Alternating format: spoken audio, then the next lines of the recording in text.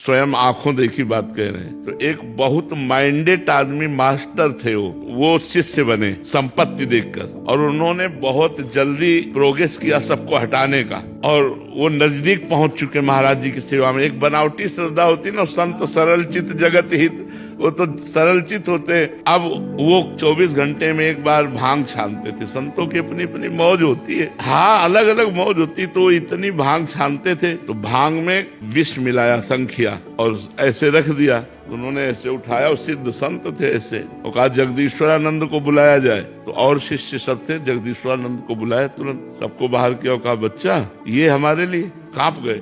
तो उन्होंने खप्पर में घुरा और हरिओम पूरा पी गए। उन्होंने कहा कि अरे गुरुजी, बोले पिलाने के लिए तो तूने रखा है। और 7 दिन पद्मासन में बैठे रहे, और रोज बुलाते उसको, कहते देख तेरे जहर का कोई प्रभाव पड़ा, देख तेरे जहर का कोई प्रभाव। और ये कोई नहीं जानता था। 7वें दिन कहा अब मैं अपना शरीर अपनी इच्छा से त्यागता हूँ, तेरे जहर से नहीं। जो ही उन्होंने संकल्प किया, पूरे शरीर में जहर फैल गया, पूरा नीला शरीर पड़ गया, शरीर छूट गया। उस व्यक्ति को देखा गया कि जैसे पानी आता है और दरारें पड़ जाती है ना मिट्टी में पानी जाने के बाद, ऐसे शरीरों में दरारें पड़ गई और मवाद चूने लगा।